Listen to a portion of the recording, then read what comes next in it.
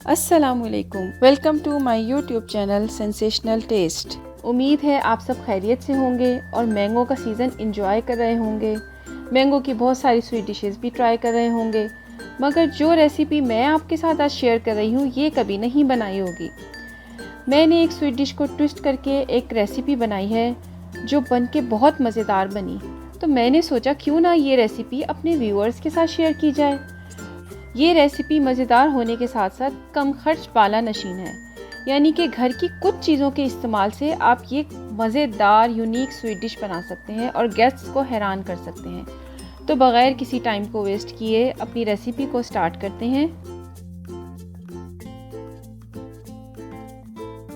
बिस्मिल्लाहिर्रहमानिर्रहीम।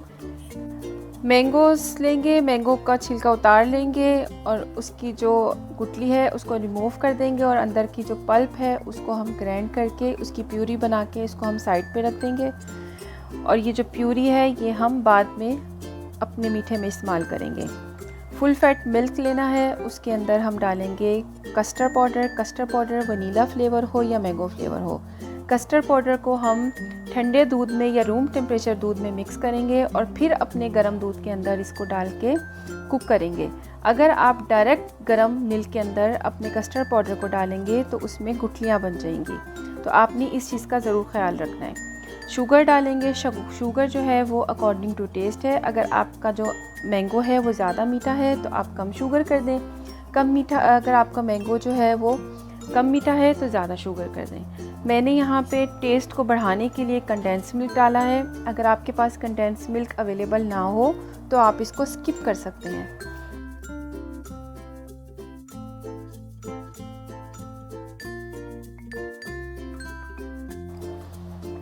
इसके बाद हम अपनी फिलिंग तैयार करते हैं।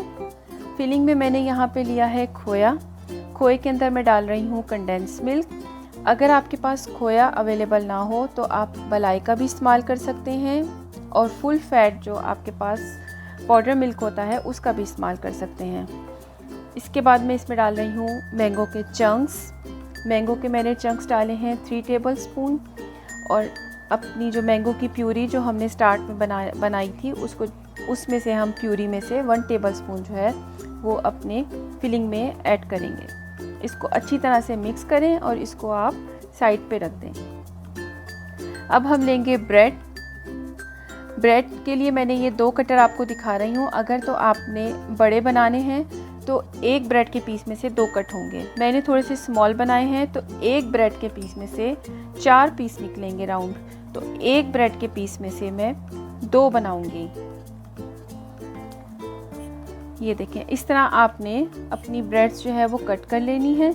अब फिलिंग जो है अपने ब्रेड के राउंड के ऊपर आप रखें, उसको कवर करें और अपनी डिश में सेट कर दें। इसी तरह ही आपने सारी ब्रेड के जो पीसेस हैं उस पे फिलिंग रखनी है और अपनी डिश के ऊपर इसको सेट कर दें।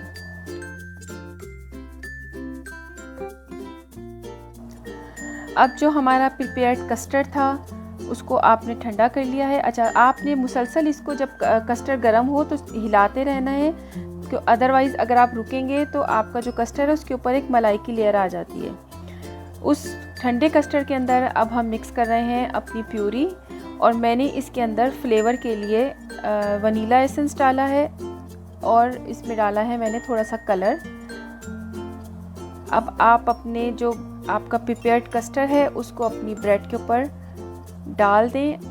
डाल के इतना आपने कस्टर्ड आपका तैयार होना चाहिए कि आपकी जो ब्रेड है वो उसमें डिप हो जाए।